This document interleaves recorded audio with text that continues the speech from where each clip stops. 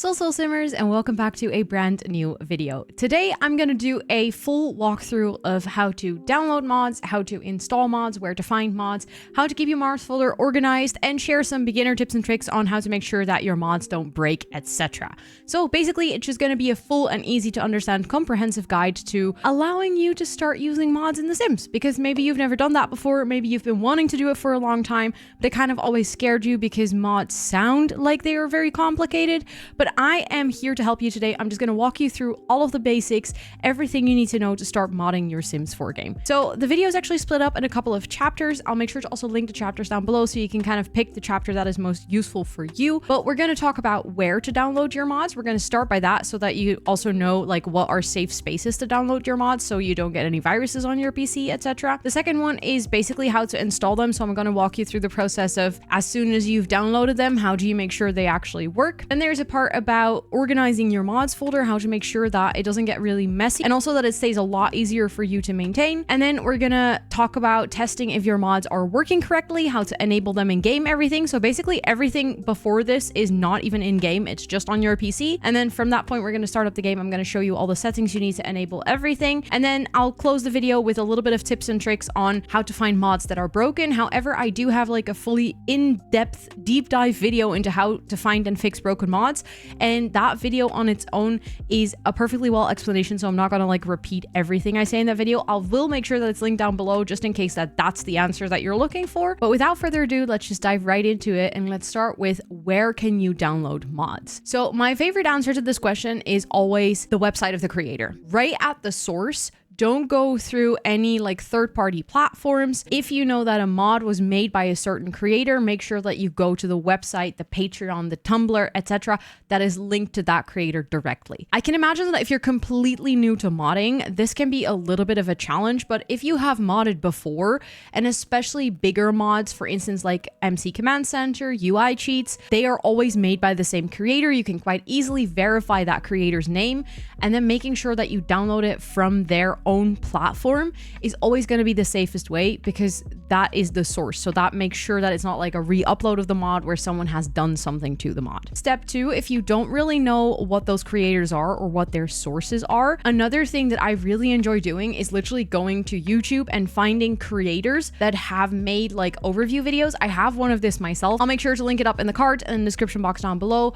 But like, I've made my own list of mods where I have all the source links so that you don't go out there trying to find the source link, but I actually direct you right to the website of the creator. And the best thing about this is that creators that are making those videos, like myself, have already tested out those mods. So we know that they work. They might be broken or outdated, but we know that they're like safe to download. And we usually provide links that are like safe to use as well. So that'd be another really great one to use. I also think that platforms like Tumblr and Patreon are usually quite safe to work because a lot of creators use them. And also if you like verify that it's not like a fake Patreon or something, in general, Patreon on its own is safe to use. And something that also a lot of people don't know is that not everything on Patreon is paid. Some people just use Patreon as a website to share things where you can also subscribe to support them, but you can also download their mods for free. All you have to do is simply scroll down on the page. You just need to navigate to where you can see their posts, and usually those posts just have download links to the mods or the CC that you're trying to download. Another thing that I really advise you to look out for, anytime it says AdFly or it is a website with 5 download like buttons or links where you're not really sure where to click, that should be a huge red flag, and you should immediately just close that website. Even though you might really want a certain mod or really might want certain CC, please do not do that. Usually websites that have AdFly or like suspicious download links that tempt you to click on a download button that actually isn't downloading a mod but something else, those are usually the websites where you should just not take your risk and just stay away from those. That'd be my general advice. But usually on websites like Tumblr and Patreon, there is one very clear download link that is usually also within the text that the creator wrote. For CC, I also know that The Sims Resource is a website that a lot of people use, but I also know that if you don't have a VIP membership to that website, there is a lot of ads and it can be a little bit misleading on where to click to download certain things. So only do that if you're comfortable with spotting like malicious download links, I would say. Then a last one on the list is that you can use CurseForge. This is the official modding platform that The Sims uses. However, I'm not a personal fan of CurseForge for a variety of moral reasons, but it is out there, and I feel like as a creator educating people on how to download mods, I feel like I can't really not mention it, but it is definitely not my preferred way, especially since if a mod breaks and a creator has to update it,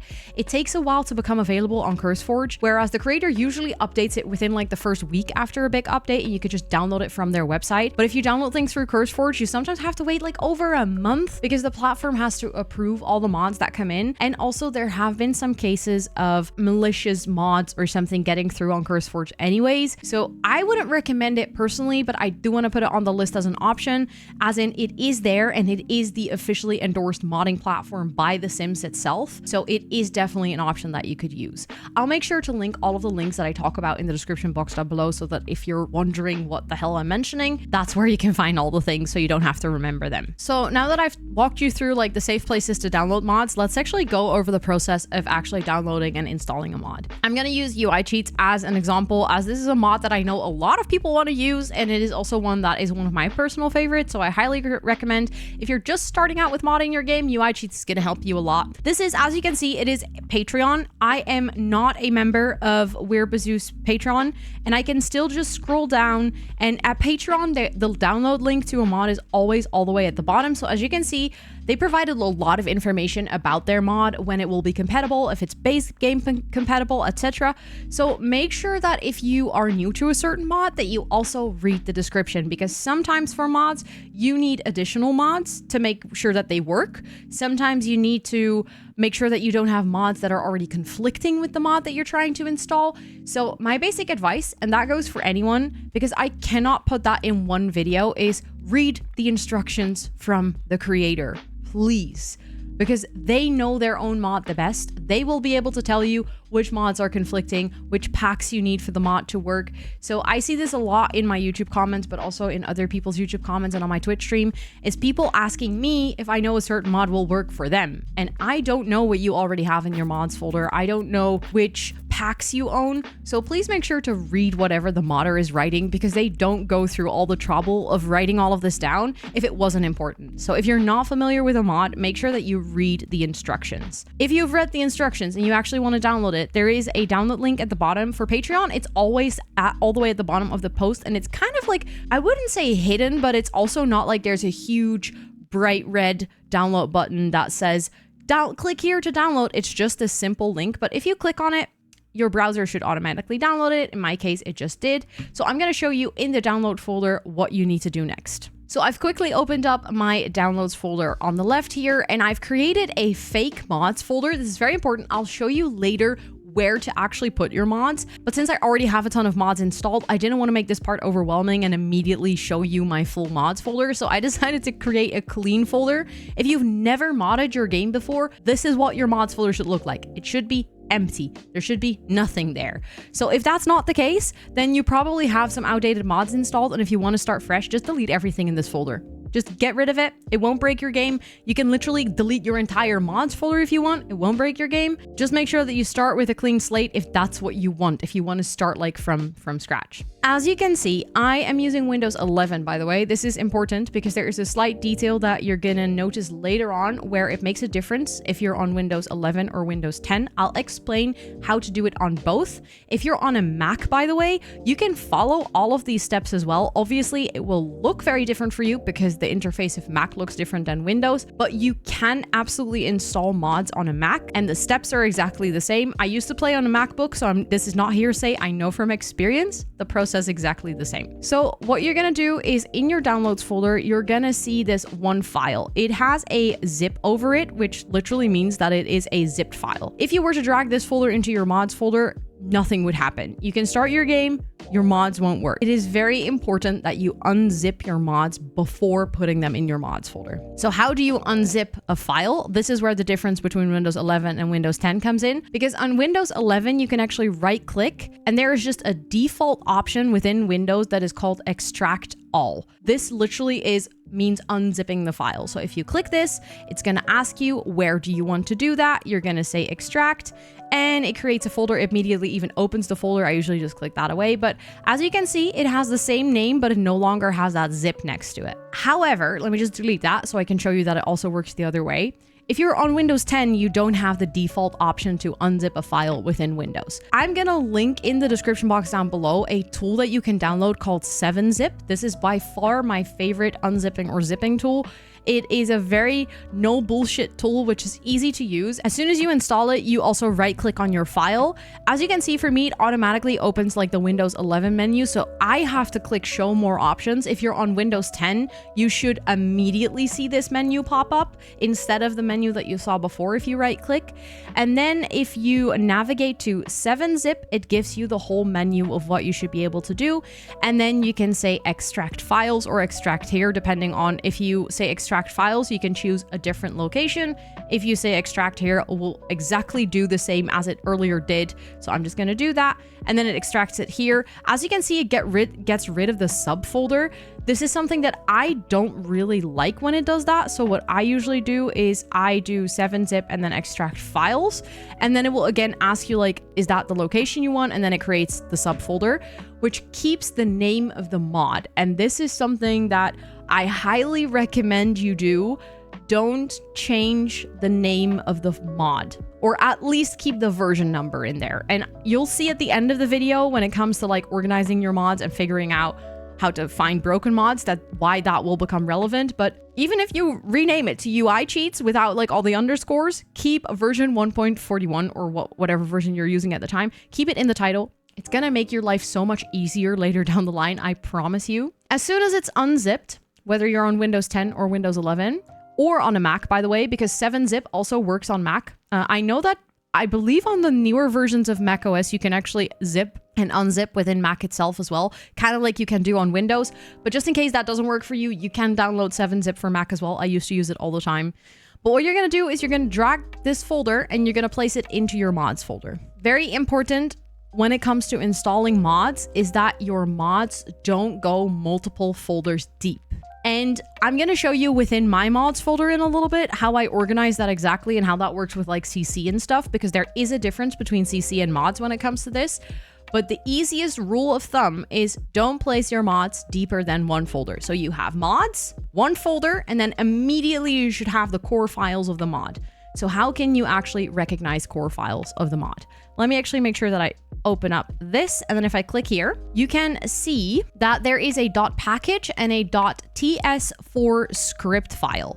This file, especially the TS4 script files, are the core mod files. Those are basically the mods that like can talk to the script, like the code of your game, and tell the game to do something else. And then the package file is actually also part of the mod. However, if you download CC, so if you download like custom hairs or custom clothes, all of those things, those will also be .package files. And .package files can actually be multiple folders deep. That's an option. So you can actually sort your CC a little bit more than you can do with your mods. But very important here is don't split up these files.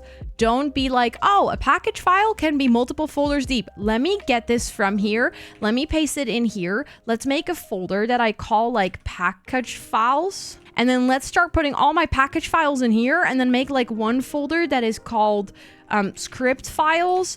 And then I'm gonna get all the script files and I'm gonna like put them in the Don't do this. Please, for the love of whatever you believe in, do not split things up like this, because one, it becomes really hard to maintain and find whenever things are broken.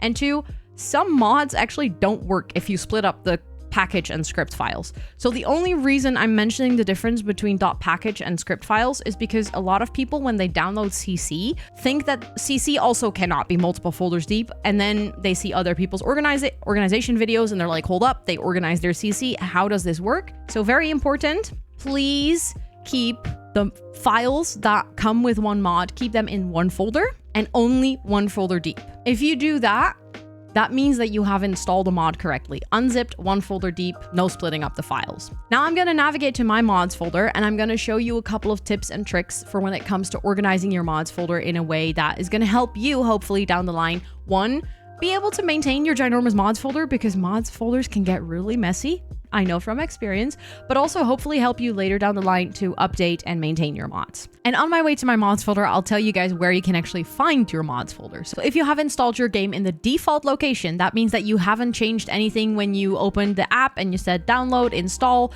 You didn't change the location on your computer, but you just installed it in the default location. What happens is that within your documents folder on your computer, there'll be a folder called Electronic Arts. There should be a folder called The Sims 4, and then there's a folder called Mods. This is where all your mods are supposed to go. Please be aware that with modding your Sims game comes a responsibility to also keep it updated. And unfortunately, with updates for packs and hot fixes and bug fixes and everything that The Sims releases, mods tend to break. And again, I have a whole video on like where you can keep an eye on which mods breaks, all of those things. So I'll link that in the description box down below, because there's a lot of people putting a lot of work into putting resources out there for you to be able to quickly find which of your mods might be broken. But in the end, it is your responsibility as a simmer to keep your mods folder clean and organized. And if your game breaks because you didn't take that responsibility, a lot of people love to point the finger at EA for having broken mods in their game, and I think that's a bit unfair. So if you want to mod your game, please know that it comes with that responsibility as well, and that you're gonna have to put in the work every single time an update comes out. You're gonna have to sit there and like sort through your mods folder and make sure that everything you have in your game is updated. And that is a very annoying process, but it is definitely worth it because modding adds so much to your game. But just be aware of that, please. With all of that out of the way, I'm gonna show you guys my mods folder. As you can see, it's quite an extensive list, so I'll make sure to link that video about all of the mods that I have in my game in the description box down below as well if you're ever interested. But as you can see, there's a couple of things that I do. One, I give every folder that has mods in it, so script files, I give it the prefix mod. That sounds a little bit overboard considering that everything in this folder has the prefix mod, but there's one folder called custom content, and the reason I do this is because that way whenever I see the title of a folder and I don't immediately know what it is, I at least know that it is a mod. So it makes it a lot easier for me to quickly see whatever is in this folder. There is one exception to this. There's a mod that is in no folder, and that is the XML injector. There is a couple of bigger script mods, specifically like the RPO mod from Lumpy New, that need an XML injector. I'm not gonna dive too deep into what an XML injector is. It's basically another mod that helps one mod talk to your game code. So it's basically like a little translation machine. That's a very noob explanation of what it is, but that mod works better if you don't put it in a folder. So that's the only one I have in here like this. But imagine that your entire mods folder was like this without any folders in it. It would become a huge mess, and it would become really hard to figure out which files belong to which mod. So definitely put your things in folders. Then, like I said, whenever possible, keep version numbers. As you can see, there's a lot of version numbers for me. Not all of them have version numbers because one, some of them simply didn't come with a version number, and two, some mods like Better Build Buy and Tool, I update so often that I will always know that I have the latest version. But when it comes to remove Sims from conversation, that's a mod that I downloaded like months ago. So keeping that version number is going to help me figure out if I have the latest version when an update comes out. If you open one of these, you immediately see that all of the files that are needed, so the package files are all in here, the script file is in here, and everything that belongs to that mod is in one single folder, one folder deep. So I never have subfolders within these mods folders. So how does that work for CC? I know this is a video about mods, but I know that some people just kind of use the term mods for CC as well. So what I do for my custom content is I actually organize it first into two categories. Or actually three categories.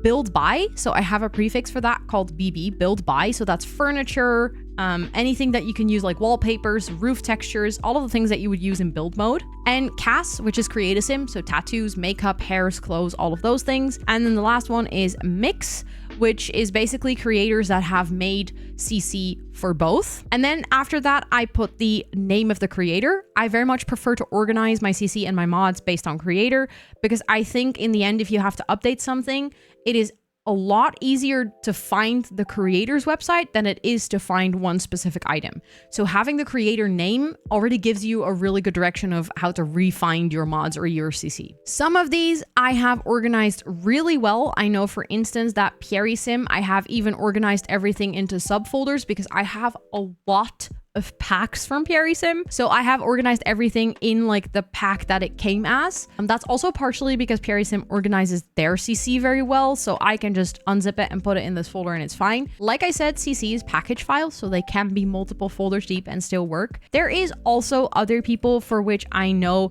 I have like a little bit of a mix. So for Little Dika, for instance, I have a couple of folders, I have a couple of separate files, and for some of them I also just have all of the package files kind of just dumped in here. I wish I organized this better, but to be honest, I have used this organization system for 1.5 years now on this specific computer because I switched computers 1.5 years ago, and I never felt the need to organize it more. My game has never broken to a degree that it was unfixable. I managed to update my game with every update, or like update all of the mods in my game with every update within like an hour.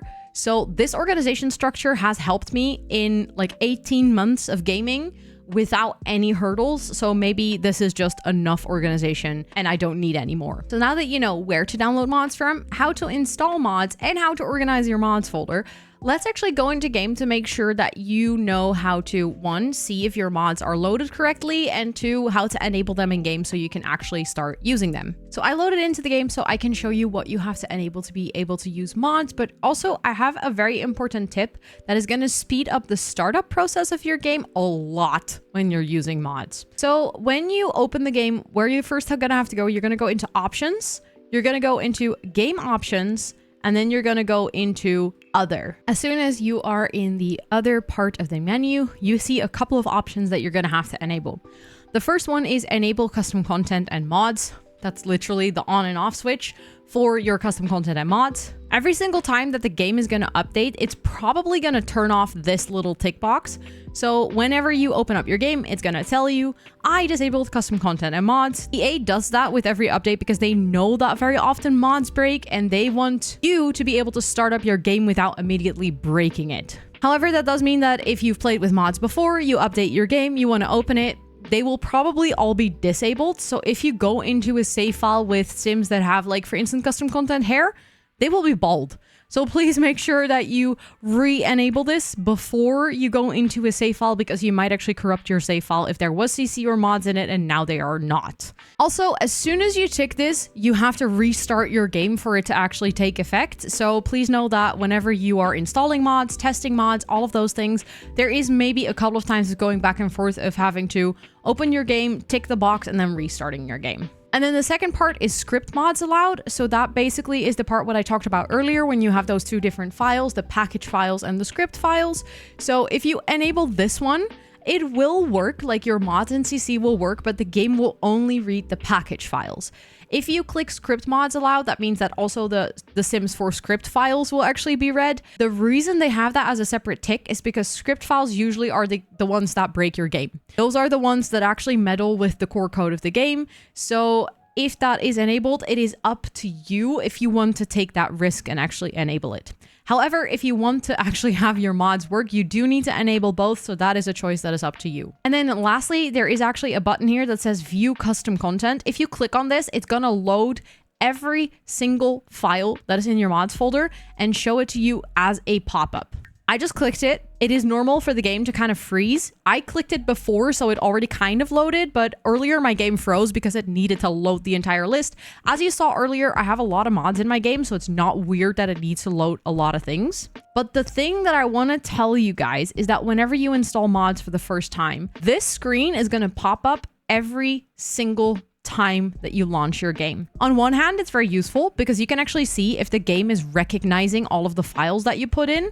So if you're just installing one mod and you want to see if the game recognizes the mod, this is a great way to see if it's working. But also, if your game, every single time it starts up, needs to load in the entire catalog of everything you have in your mods folder, well, basically, like I just said, my game froze and I have a beast of a PC. So for a lot of people, that's going to crash the game over and over and over again. What you have to do is the first time that this shows up, just untick this box, show at startup, untick it right away. Literally, it's gonna save you hours upon hours. There's people who tell me, oh, I have like this amount of gigabytes of mods in my game and it takes my game like 60 minutes to start up and then I can play.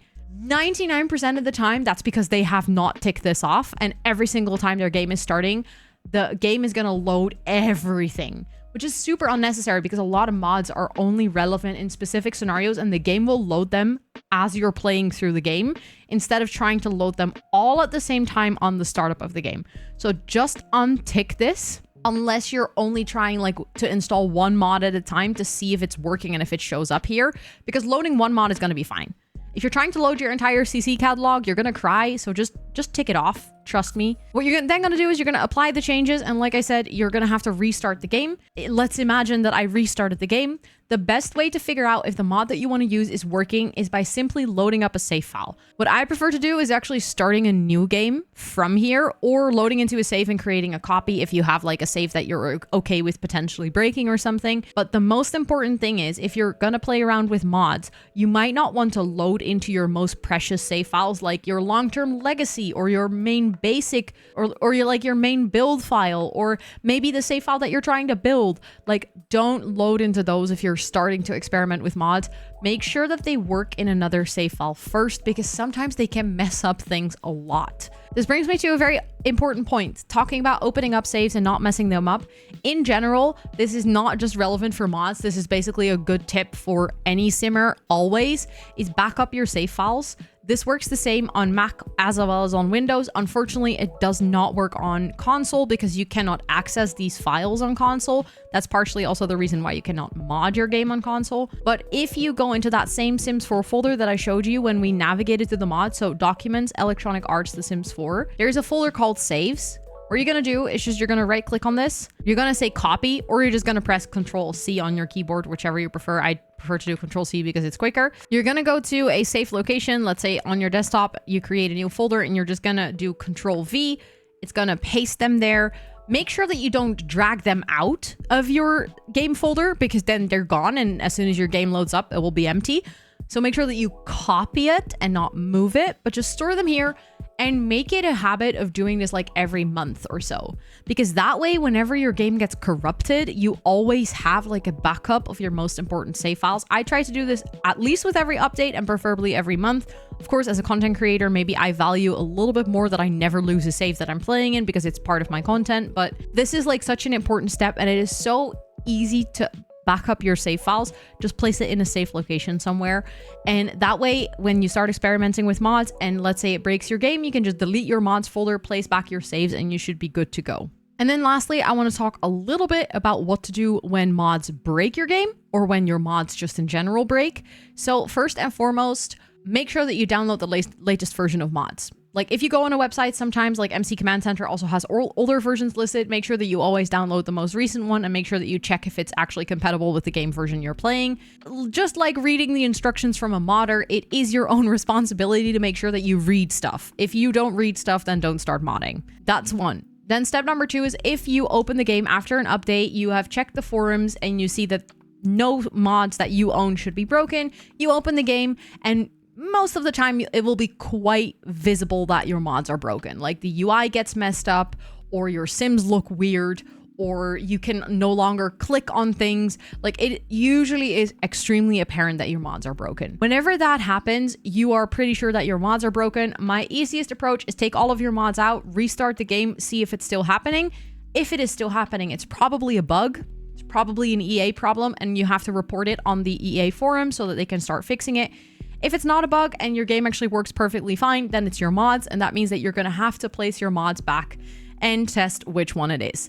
Again, I recommend watching the video on how to find and fix broken mods because I do a full deep dive on how to quickly find which one is broken and how to also like which sources to check on which mods are broken, like all the forums and stuff. But basically, if your game gets messed up because of mods, take the mods folder out. Like that is step number 1. There's actually a very important step that a lot of people forget when it comes to taking out your mods. And I'm going to show you guys because this is one that can absolutely mess up your game even though you take out your mods. If you are in your Sims 4 folder, there is this one file called local thumbnail cache.package file. This file. Every single time that you update your mods or you delete mods or you do anything, delete this file too. The game will make a new one. So every single time that you open the game, like it will show up again, even though you just deleted it. That's okay. but this file actually stores script information about your game. And if you have mods, specifically script mods, it might be that some information about the mod got stored in this file. And then even if you delete the mod from your mods folder, it could be that some of the bugs or glitches that it was causing are still in your game, even though the mod is no longer there. So just delete this file whenever you're working with your mods. It's fine every single time. Like I said, you restart the game, it generates a new one and you're good to go. It doesn't break your game if you delete that file either. It just makes sure that there's not like no leftovers. It's basically just a cache, just like in your browser. Sometimes you just have to clear it out to make sure that things work again. Another tool that I can recommend for finding and fixing broken mods is the better exceptions from Rosannatxt. It can be a little bit intrusive because I, for instance, have mods that are all working perfectly fine and I still get a lot of better exception like pop-ups in my game.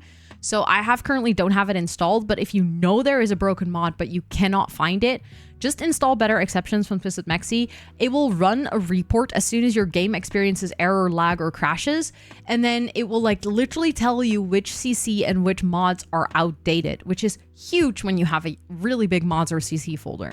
And then I think that covers everything that you need to know, from where to download mods, to how to install them, to how to make sure that your mods folder stays organized, all the way to finding and fixing broken mods. Like I said, specifically for that last part, I have the in-depth video because it's too much to also squish into this video. But if you have any questions, feel free to hop in the comments down below because I'd more than gladly help you out. But again, please, before you put any questions in the comments down below, one, please watch this entire video because some answers are kind of sprinkled throughout. And two, please read when the modder advises you to do certain things, because I don't have a lot of time and I do my best to help everyone with like enjoying modding their game, but there's only so much I can do if you don't read the stuff that the modder advises. So please make sure to follow their instructions, and then I'd be more than happy to try and help out as well. Also, huge recommendation, if you are downloading a lot of mods from the same creator, like say Rosannatxt or Little Miss Sam or MC Command Center from Deaderpool, join their Discord servers. That's like the core place for communication with the modder themselves, and you can usually do bug reports and stuff there as well, which is hopefully going to give you a better communication whenever a mod is broken, because I'm not the modder. I'm simply the messenger, and there's only so much I can do in my comment section as well. But with all of that being said, thank you so much for watching. If this video was helpful to you, please toss it a cheeky like. And if you're not subscribed to my channel yet, I do a lot of videos on mods, CC, gameplay, building, literally everything The Sims. So if that sounds like your cup of tea, feel free to check out my channel. And if you like what you see, feel free to hit that subscribe button. And with all of that being said, thank you so much for watching, and I will see you on the next one. Bye, everyone.